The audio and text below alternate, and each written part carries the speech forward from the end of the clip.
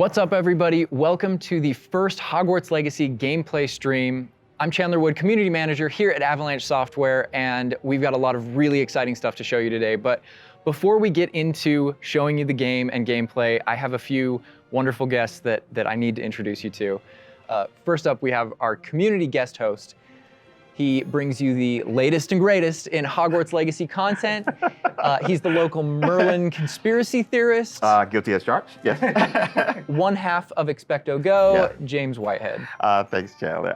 Yes, I'm James Whitehead of XpectoGO, bringing you guys the latest and greatest in Hogwarts Legacy content. And I am one half of XpectoGO, the other half, my wife Sue, represents that other half. So I'm excited to be here, and thank you, Avalanche Software, for inviting me. I cannot wait to go over this gameplay. I just got to say that. Welcome, thank you for being here. And we've got two people from the studio, just two of the many people bringing this thing together, the magic of Hogwarts Legacy. Game director, Alan Tew. Hello, everyone. And senior environment artist and Hogwarts expert, Boston Madsen.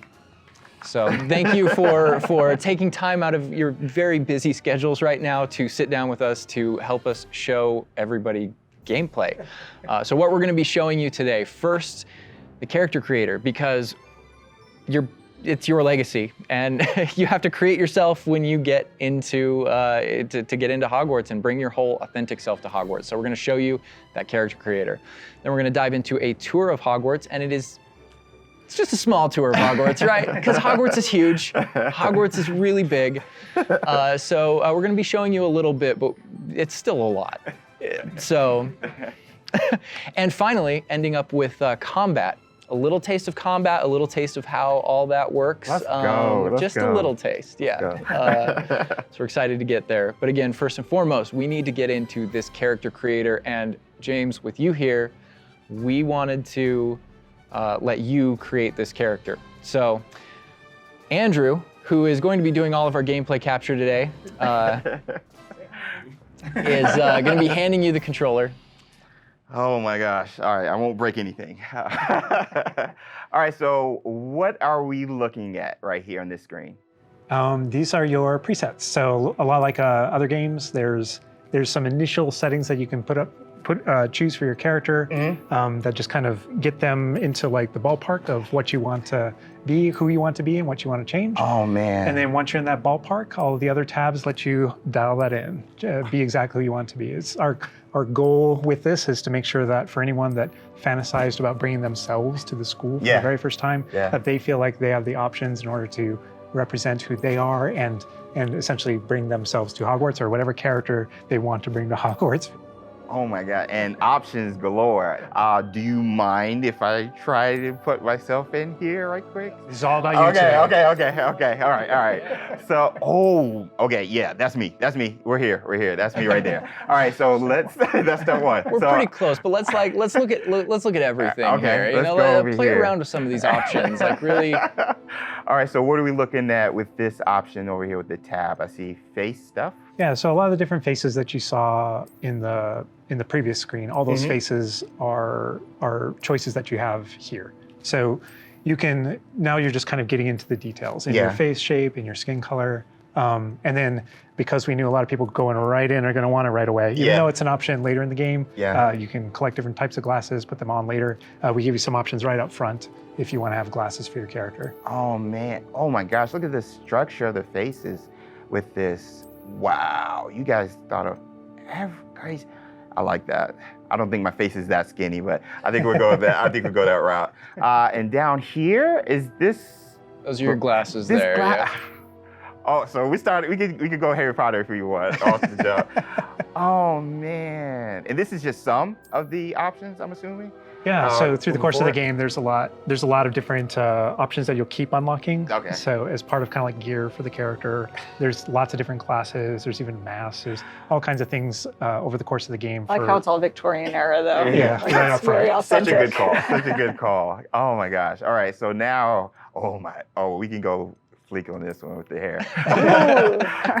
I spend a lot of time here just like dreaming about my different characters. And what oh my gosh, the pony. The thing I'm always amazed by whenever I see any aspects of Hogwarts Legacy's character creator is just the texture. And like you even adding the bounce with the hair moving around. Yo, that kind of looks like Hermione a little bit. I'm not even gonna just like fret. I'm not fretting. And we can just go, can I go like Tonks purple or green a little bit? Absolutely. Oh. Yo, this is so cool. Oh, I like that. That is cute. Oh, okay, so little behind the scenes. I used to have this type of hair like way back, but was it purple? I wanted silver tips, so that was the closest I got to any color. But oh my gosh, this is so cool. So you literally can bring yourself. Like it's a myriad of textures and different hairstyles here. All right, so now we're getting over here to play around with some of the... These are more subtle options. We've Okay. got freckles, moles, different things like when it comes to your complexion, like darker eyes, maybe like some shading on the cheeks. Oh man, you guys literally thought of everything with this.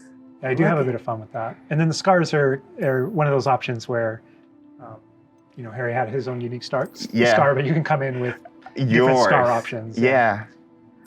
Oh, wow. Look at that. I didn't even see that.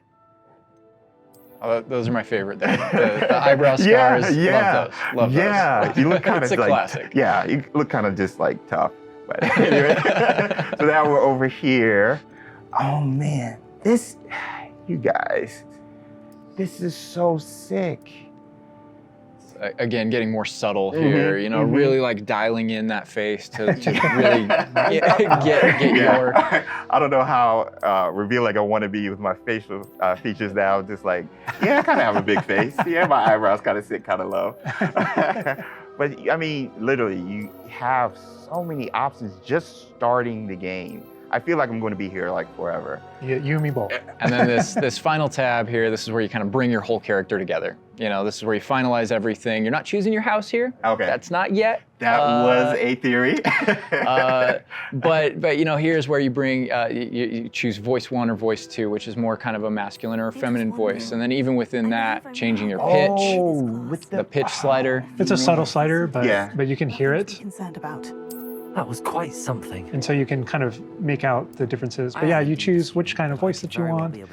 You'll be selecting your difficulty here. For today, we'll just go normal because Andrew's going to be taking us through some of the experiences with combat later. And we can talk a little more about difficulty, with combat and how that plays in. But I think the important thing here is like if for people who aren't gamers, especially, story mode is a way to get into this without being worried about like, oh, do I need to be good at games? Like, no, just enjoy this game. And I will put expecto and then go.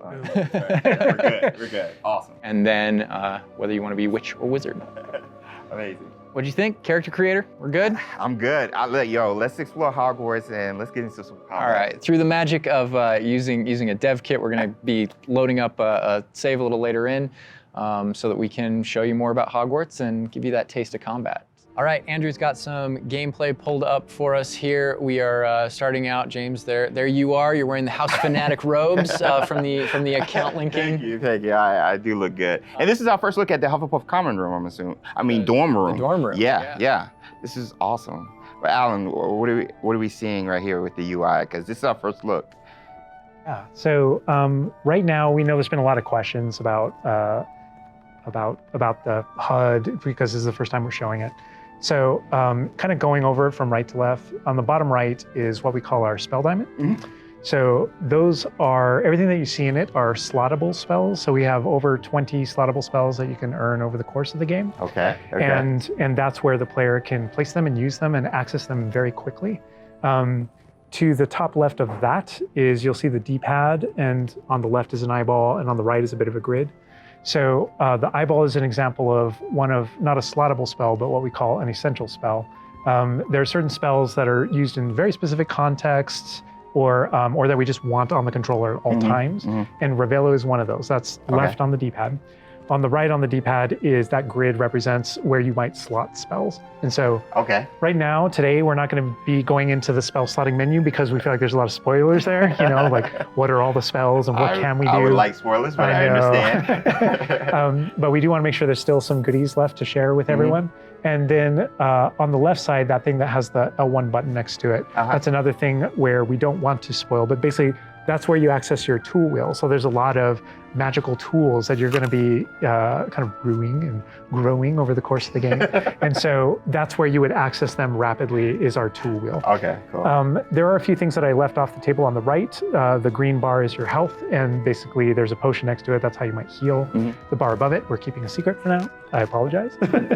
And all the way on the left is our mini map with a kind of overhead view of where you are currently in your common room that updates as you travel through Hogwarts and beyond out into the world. And for those fans out there that aren't a huge fan of minimaps, because we know they exist, there's also options to remove the minimap and turn on or off different elements of our HUD. Really immerse yourself. And we'll go more into the spells as we get into combat, but that's kind of that's what you're seeing there. And this is our HUD. Also, Andrew's giving us a good look over here. I want to call out. I'm a big fan of the bedside tables in the dormitories. Very nice bedside tables. They are nice bedside tables. Yeah. The honey-colored wood was mentioned in the writing. It's part of lore. It's part of lore. There we go. All right. So now we're walking out into.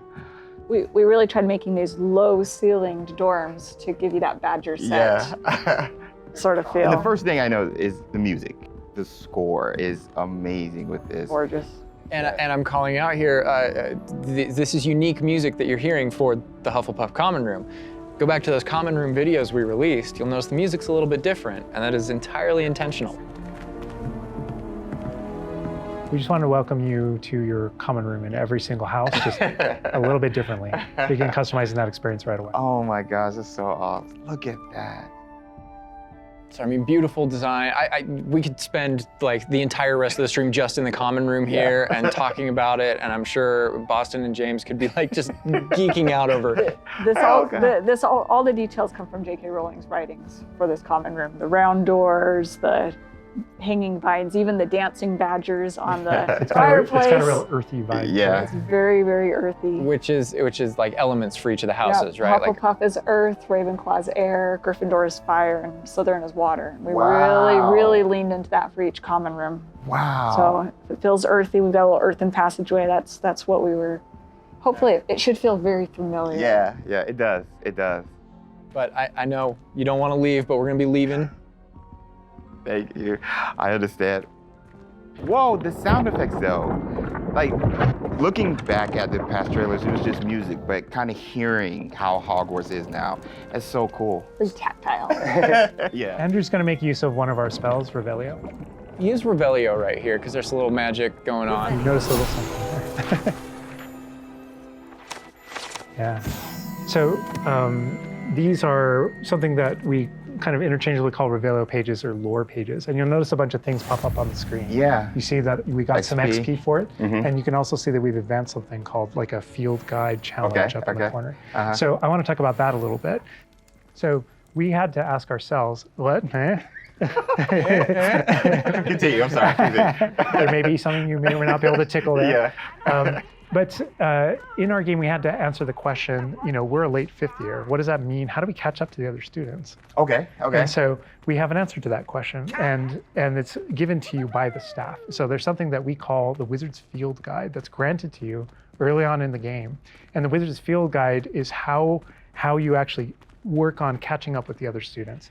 So Andrew, if you hit pause for me up here, before we push forward a little bit, you can see in our pause menu, it's got this book theme. Wow. That's your Wizard's Field Guide. And you can see your house kind of crest overlaid over it. Okay. And you can see that on your level as well.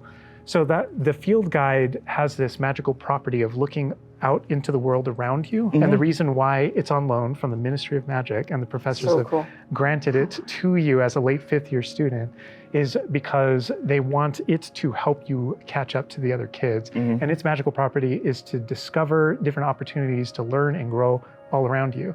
So the way it works is as you discover gameplay in the game, it actually recognizes that as a challenge, which is kind of On the bottom. locked into there. Okay. And Andrew, if you go in there, you'll see different types of challenges that are combat challenges, quest challenges, exploration challenges, and you can see field guide pages are on there as well. Yeah. 1%. We unlocked that one field guide page. That entire category is one of the ways that the book itself kind of fills out into the school and spills out into the school and kind of hides itself with different types of challenges and different things to do around the school that you're actually going to interact with to help you grow as a wizard and practice your spells. And so that thing that we just saw is not just a field guide challenge and a way to earn XP. It's also something that that players can use to learn about the school as they're traveling around. They spot these little secret facts and they can kind of play a little bit of a game discovering all of them. And there are over 100 field guide pages just in Hogwarts alone. So. Little glimpse of the grand staircase here. We're not gonna... Circular staircase. All the portraits. The tower. And I did notice the flue flame just ignite right there, which was so cool. Yeah. Oh man. Fast travel points there. House hourglasses. We had to. How much fun was it designing those and putting all those in gorgeous, there? but that they're there just like in the books. Yes. Right next to the Great Hall. It's a nod to lore. House points is not a core mechanic or system in the game. We didn't turn it narratively. into like a gameplay system, but it's definitely present throughout our narrative. And there are lots of choices where we want to nod to things that aren't necessarily gameplay systems, but we nod to them as part of the narrative. Over to the right Part of the there, wizard Andrew world. was teasing. That's the Great Hall over through those doors. Again, we're not going there. He's just kind of like, no. Cool. Here's another collectible page. You know, just again showing you like just these things around Hogwarts that you can do and pick up and. That's a shot straight from the trailer too. Just that part right there. I recognize that. We might be giving you a little fan service here with callbacks to those. So, And this must be summertime because I noticed these are the summertime windows. These windows will change with the seasons. Yeah, the detail they put into this is kind of I get surprised by it all the time. That's a sentient magic castle. So. Oh man. And we're going out. Look at that. This is where the students would normally kind of congregate, just to kind of chill out, play, meet each other outside of the Great Hall before and after meals. and I love the way that when the castle interconnects to, that it interconnects outside, inside. There are pathways on both sides of things, so you really get a sense of scope to how big this castle is. And when you see things, like you'll notice a bridge over there, that's a place you can go to and cross. Like everything that you see is a place that you can visit. Wow. We put a lot of effort in making it feel really alive. Not just with student population, but even just the greenery and stuff. It's Scotland. Yeah. And this castle's been here for hundreds of years, so just kind of the moss and all the trees that have overgrown it, and Oh my gosh. that landscape, that This Scottish. location might look a little familiar to you. I thought I recognized it. I believe this is from the spring ASMR, and yes, so that puzzle right there, that view, Andrew is taking us right back to I am going to tell Andrew not to interact with that puzzle and to keep moving on. No. We can't spoil everything. We can't give you everything, right? Hogwarts contains a lot of secrets. Oh my God. But this is this grand entryway right here coming down into a really kind of central area. Yeah, we're coming upon the central hall, and we pointed out the greenhouse outside, and we'll notice when we get down there that it's on the right. This is a big hub of the school. Like it's a big castle, but it is designed so you shouldn't get very lost. This is kind of a grand central station. I love that. I love Each that. direction, it's green over there, so the greenhouse is over there. Transfiguration courtyard, the library straight ahead. So it's kind of the hub Oh my of God. a lot of the castle. Even the color, visually, you can just tell, okay, green, Oh, green, go greenhouse. that way. Oh my God. A lot of it'll be subconscious, but it'll help you really learn the castle and feel like you know your way around. That's not to say that it's easy to learn. All of us here still get pretty lost in it, It on a is a daily castle. basis. It's a castle. Great point. I love that Andrew's definitely teasing a lot of things here. I'm noticing he's swinging the camera this way and that. Yeah. He's got this grin on his face over there that's just like, yeah, I know what I'm That doing. I statue know what is I'm from the reveal trailer. There's that dragon. Oh my This gosh. is another location where the students will gather, and just kind of chill out. And an opportunity to talk to somebody, get a quest giver here. Is everything all right? Yes, I'm sorry. I'm Nellie, by the way. I'm just so excited that the Daedalian keys are back. The what keys? The Daedalian keys. Surely you've seen them flying about. Rumour is that a former headmistress, Professor Moll, conjured them to protect the contents of certain locked cabinets years ago. Professor Black couldn't be bothered to disenchant the keys, and they appear every few years. You should try to catch one. Why would I do that? Each key will lead you to a locked cabinet somewhere in the castle. If you can manage to get the key into the cabinet lock, not an easy task, you may find a reward.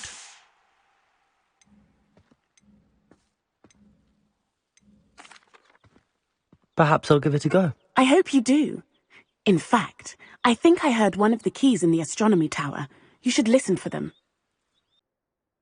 So those kind of side quests are really, it's a cool way to interact with your fellow students, with perhaps other teachers, with, various things like that, as well as teach you some more of the secrets of Hogwarts, I think. There's a little bit of that. Absolutely. Yeah. So the students are a way to kind of like flesh out the school, opportunities around it, what we can do. And then those interactions, different interactions with different characters can also offer different choice points for the player. And then some of those things can affect things game-wide. Some of these affect characters' lives, the ending of the game. And sometimes it's just about you being a little bit of a nice guy or just being a jerk. Yes, absolutely. So the scale really varies, but those opportunities exist for the player. Wow, look at this. This is the Dada Defense Against the Dark Arts. Tower. Which this is one of my favorite locations in the castle. Just visually, you come in here and just the richness of this area. Very iconic, very unique to anywhere else in the castle. Somebody else that we can talk to, notably a younger student. Yeah, she looks like a first year or an 11-year-old. Are you all right? Don't you know who I am? Zenobia Noak, the girl whom everyone at school hates for no reason.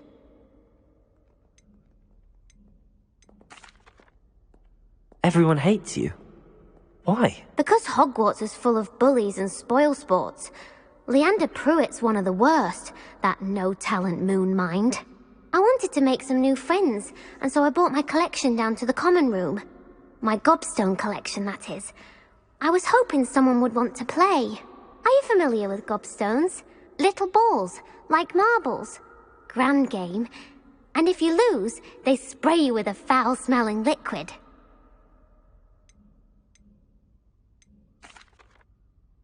I haven't much interest in a game that sprays you with odors. Only if you lose, which I never do. Or at least, not often. People can be so cruel. Just because they're sprayed all over with smelly gobstone spit, it's their own fault for losing. Imelda is one of the worst losers. Everett and Astoria are terrible as well. And now those poor losers have taken my gobstones and hidden them in very high places all over the school.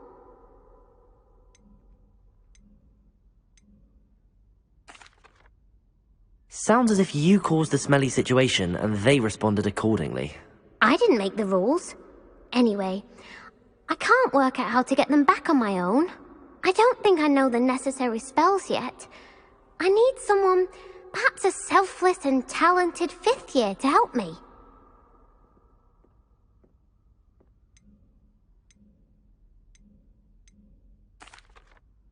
I'll see what I can do. I'd appreciate the help. If you do find all of my gobstones, do come and see me again. I'll be back to playing Snake Pit and Jackstone by myself in no time. I love that interaction with her because there's so many ways that you can go with that. You can you can feel for her. You can be a jerk to her. You can be like, gobstone sounds awful. It sounds like you're just mean. Yeah, and your opportunities to be mean there aren't over. So, they continue. That's a good example of the gobstones too. I know people are gonna ask, gobstones playable? They mentioned it, right? Yeah. Gobstones is one of the things that is not playable in the game. I know we've had to rip the Band-Aid off on a few things. Honestly, it's an amazing thing on the franchise how many things about this, like like speak to us as fans and that we want to turn into gameplay. And there were calls that we had to make over the course of production of kind of like which things we will and won't include in the bucket, just kind of for the overall health Wizard's of the chest. thing. Those are things that aren't featured. Aren't featured. They're featured within the world. Right? I'm glad they're mentioned. They're a part of the wizarding world. Every single time Part of there was something students' that we regretted because we couldn't include it. We also tried to figure out a way to make sure that it was included in the narrative, included in the stories, make sure that there's a way to kind of like acknowledge it, touch it, you know, and make it feel like it's definitely part of the world. And I know here too, we're see your like, reaction. I was like, we're in the Fist Against the Dark Arts class. I recognize that staircase to the left where we were just at. Andrew was walking by. I also recognize the dragon at the very top. Oh my gosh.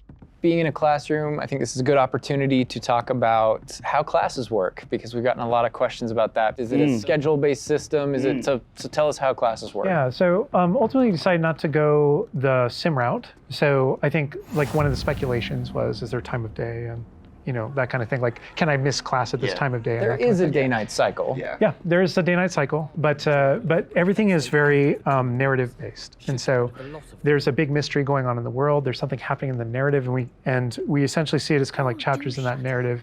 Each chapter of which has a set of missions that you can choose between as you're progressing through the game, and classes fit within that structure. So there are mainline things that the players have to do, and then classes also appear on the sides as well as optional things that help you advance your spells. It's absolutely true that classes provide all of your major tools throughout the gameplay, your spells, your major abilities. You get to know the professors. Each one of them has these bespoke kind of events and moments in those missions. And then there are also additional opportunities outside of that through kind of like side classroom missions, essentially, where you can learn additional spells or things that you need in your adventure and also get to know the professors better. And I just want to call out something that Andrew's been kind of showing off, ways to kind of interact with the environment and just engage with the world. And, you know, maybe down there he's sipping some tea with the Victorian high, you know. high society. High society. I just no wonder you like this area because we built it for like the purebloods and the Slytherins. Oh, come on.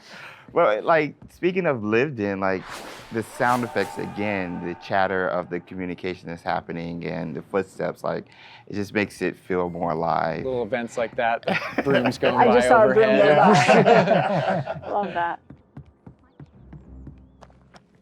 The data tower was one example, but no two hallways should look the same in Hogwarts. It has a lot of personality. Every hallway should be a little bit different, and that's mostly to help orient the player, help you not get lost. But this is Hesperus Hall. That's a little nod from the Marauders, a name that came from the Marauders map. But every hallway will have a little bit of a different personality and personality. I like that because it does like Hogwarts has character. Hogwarts is its own character no matter where you go. Yeah. Feels just a little bit different. Yeah. a sentient castle full of magic for hundreds of years. It's going to kind of grow full and of, develop. Oh, I heard something. Yeah. Speaking of characters. Speaking of magic, Mr. Magic himself. I feature Poltergeist too. You know, we talked about building on lore too. I know there's that statue over to the side. That's Do you know who that is? Lachlan the Lanky, Yeah, and he's got his Bowtruckle friend. And I think if players don't know, there's another Revelio page there. Yeah, there's a map of Argyllshire. We know the fat lady hides there. Hides behind it. That's right. The third book. But sometimes a hallway has personality by how it looks, or we just passed a music hallway where the portraits have kind of taken it over, and so the sound makes it really unique. All right, I got to call this out here. I know there's been some criticism in the past that our trailers and our gameplay and what we've shown so far has not had enough owls. Okay, so here we are at the owlry. We're looking directly at the owlry to show you all of the owls. It's a lot of owls. It's a lot of owls at the owlry. I love the owls. fog rolling down that. Great callback. Great call. I also love that as one of my favorite things about just kind of going around on the outside of the school is that all those things that I see are places that I can go to, that I can visit. I just love that sensation knowing that is real. That lovely Scottish countryside. We're kind of closing out our mini tour of Hogwarts. And again, it was is but a fraction of this enormous castle. But we're closing it out here in the clock tower, so another recognizable location. But this is where Crossed Wands, which is the secret, not so secret dueling club is that the students have put together. Professors definitely know about it, but they think they're being clever. And it's run by this Lucan Brattleby here, who's in a younger year, but we kind of like that that he's running things. Hello, Lucan. May I use the training dummy? Of course. I'll fetch it and give you a list of combinations to practice. Ready to have a try now? That would be wonderful. Be sure to cast all your spells before the dummy lands. If you need to stop practicing before you finish all of them, let me know. And this is a really good opportunity to now jump into combat, because really in the game, this is going to be the first time where you yourself get to learn about combat and combos in a big way and in a new way. For me personally, this was where the game like really starts to open up to the possibilities. Yeah. So we've set up a training dummy, and this is kind of an activity where you're supposed to execute according to kind of the iconography on the top. Now, what we see on the top is the Accio spell, followed by 4 what we just kind of lovingly refer to as basic shots. There's certain spells what the wizards kind of like use, just kind of fling. Andrew's using one now. And you trigger that by tapping R2 on your controller. So you can see in the corner R2. So if you tap R2, that throws out a basic shot. But that R2 is also your gateway to all of the spells that you might slot. So if you hold R2 instead, you can see how the diamond expands. And if we let go, you see how it contracts. Yeah. And so if you hold it again, it expands.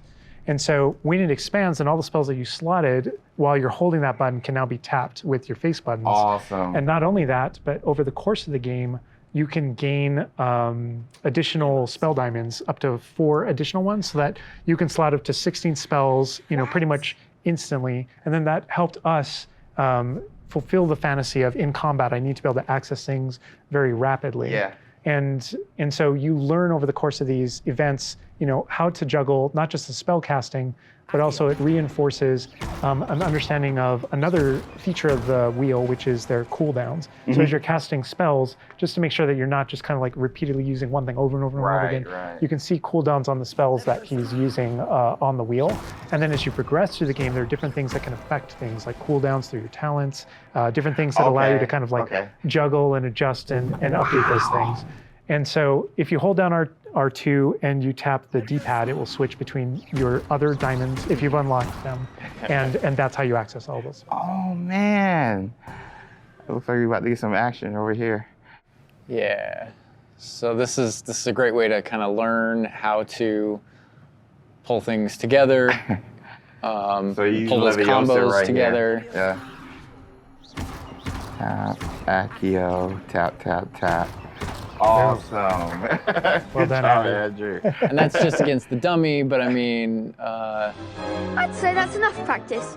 You looked good out there. Thank you, Lucan. I say better to discover one's weaknesses during practice than during a duel. You'll be a fearsome challenger now. I think now we can take on something a little more challenging. It's going to shoot back. Now let's talk about some more features of the combat system. Hello, Lucan. Is the next round of Crossed Wands all set? Why, yes it is. I've got a great match lined up. Ready for another round? We're on a PS5 dev kit here, so we're going to be able to kind of pause I'm the action Yeah. and talk about what you're seeing on the screen, because there's about to be a lot going on. Okay. All right, here you can select if you want to fight with somebody else, some of your the other classmates. students. Yeah. But in this case, we're not. We want that action to feel a little more frantic towards you to really get you that sense of combat. So apparently you've got quite the reputation because they've got you up against 3 people. 3, off the jump. So I can explain this just because I know people are going to go into it, but we can probably just kind of jump in. So you're not the only one that has Protego and the ability to deflect. The enemies do too. And we actually play with that when it comes to the spell casting. So you notice that there are different colored kind of shields around the different characters. And you also notice that your spells have different colors on them. So to help players understand kind of like the function of their spells, we're trying to put them into brackets. So there are damage spells, there are force spells, there are, I'm forgetting the other one, all this control spells. And so those things for the player, they wind up also being a color indicator for which actual spell to use to break the different shields that enemies can use. That way it rewards kind of like that close attention that you're paying on things. We've got this paused here now, and you can kind of see all the elements on the screen, the halo around the avatar's head, each of the different shields, to kind of give us a breakdown of what's going on. Give us a breakdown of different things that you're saying. So you notice at the top that we're kind of like calling out which enemy you currently have targeted and their level and health. And so, you know, as you target different characters, you'll be able to get that breakdown. The halo over your head, whenever an enemy is about to an attack, it's almost like you have a little bit of a sixth sense for those things that are coming. If you see the halo, it means there's an incoming attack, and if you tap the triangle button by default, then that you'll be able to deflect that attack that comes in and off with protect. And I love that deflect where it goes off and like hits things up and kind of breaks things off walls too. But also, if you hold the button, then it doesn't just deflect. It also deflects and turns around with a counter attack stupefy that actually stuns the enemy. And you can use that even in your combos and stuff. So if you're focused on a character, you know, and you're doing your thing, and someone else attacks you, you can actually turn that attack into a direct attack on the person that you're comboing. Back into gameplay here. Andrew's gonna pretty handily finish these other students off here. Win this duel. Look how fast it is. It's like a dance. Yeah, we really felt like in the movies, there's almost like a,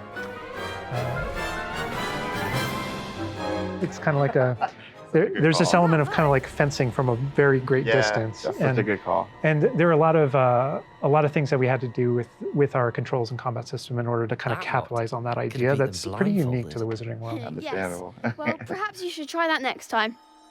The other duelists have already taken notice of you, but after that last round, they'll really have it in for you. You'd better keep practicing if you want a chance at winning, or at least surviving the next round. I'll let you know when we're ready. Hope to see you then.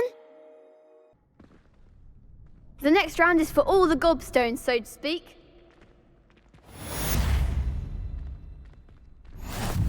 And that is more or less going to wrap it up for us for now, for what we wanted to show you. Character creator, tour of Hogwarts, and just that little taste of combat.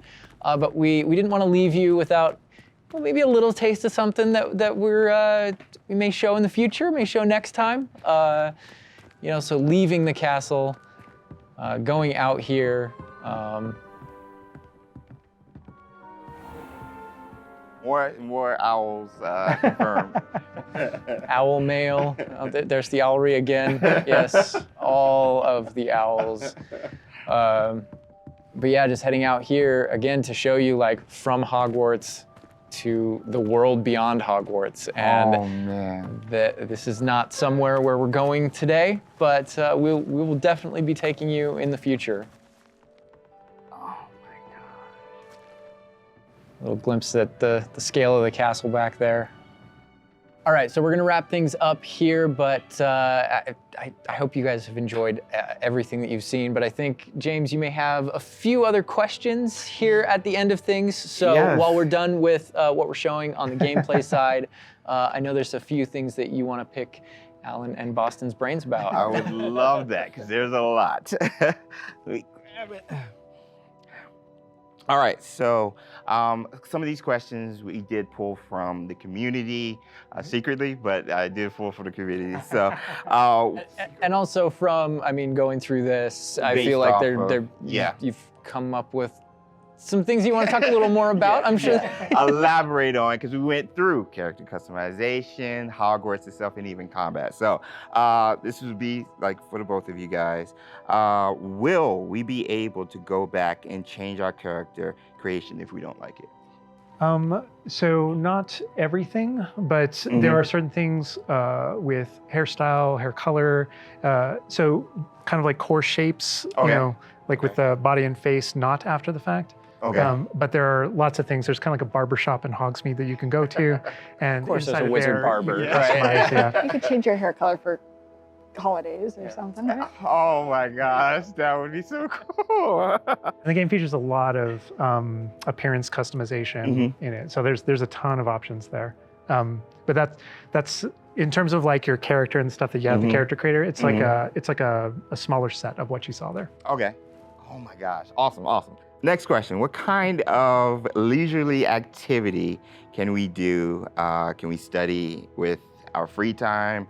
I mean, what will we be doing just hanging out in Hogwarts? Because as you progress through the game, there's a bunch of different missions that open up. Most of them are driven by different characters' personalities. You know, some of them want help getting up to hijinks, or some of them want to just explore secrets in the castle because there are new secrets in our castle to explore.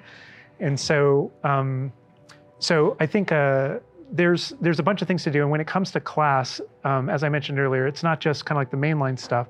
There are kind of like extracurricular assignments, some of which are optional, some of which are kind of like blockers for main mission. Kind of like you can't go on this mission until you have the spell. And then the spell is open, you know, the assignment and how you complete it with your professor. And so there are opportunities to study, so to speak, like with that. But they do all take the form of our mission structure. As you mentioned earlier. Wow. Let's get into some combat right quick. Do spells have different levels, or are they all equal? Do spells have different levels, or are they all equal? I'm trying to think of how to describe that. So each spell has kind of like its own core identity and what it does in the game with regards to both kind of like puzzling, world exploration, and enemy combat and all that kind of stuff. And then it's through the talent system. When you go into that, it's kind of like each of those spells has ways to kind of like advance and grow and change. And as you spend talents, in some cases, it even changes like the way you approach the battlefield and things like that. So I'd say that's no more true than with like dark arts, for example. And as you go down that line and you kind of play around with those talents, it really does start to kind of like affect even how you approach combat and how you think about the battlefield. I won't be touching the dark art stuff, but I know many of you guys will be. Maybe on your second playthrough? Second playthrough, yes. Okay. Dark Hufflepuff coming, #soon. I want to close off with this question, and this will be for everybody, and we'll start with Boston. With this game that you guys have been working on for however long, and the excitement you guys have, what's one aspect of Hogwarts Legacy that you are excited for the fans to experience? Boston. I think I'm just excited for the fans to play through the world, specifically the castle, and maybe go read those books again. I hope that whether you're already a fan and love this game, or this is your first introduction into the world, I hope they just point at each other in the best way possible. And I'm just excited for fans to get to finally go to Hogwarts and feel like they can own it and live there. I've lived there for 5 years. It's a great place to live. Official 5th year. It's really funny because I want to give a different answer, and I will. But I actually feel like the most honest answer is really similar. Because my favorite thing when running around, playing the game, and getting to know Hogwarts the way Boston knows it, because she knows the school and the lore better than I do, and thank God, right? Because you want the person architecting it to really know that. But when I rewatch the films, or I'm rereading passages from the books, there's a different relationship to those things having played the game.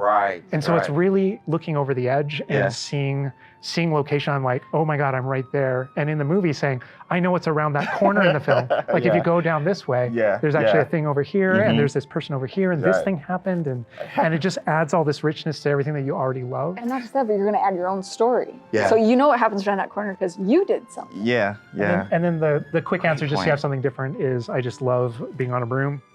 I just love looking at the whole world and just being like, okay, I can just go. I can go there. That vantage point, There's just something exhilarating about it that feels very different in that kind of open air and on that thing. It's kind of incredible, And wrapping it up, you know, for me, it's just bringing the community together with it and sharing those stories, because it is your story, and you are going to be writing.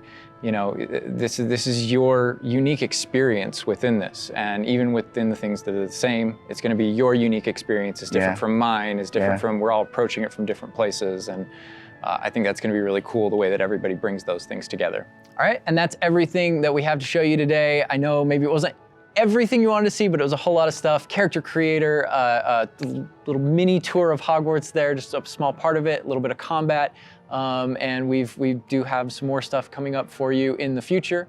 Hogwarts Legacy releases on February 10th, 2023, and is available for pre-order now.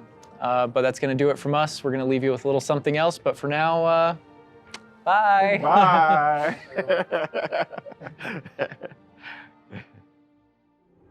Bye.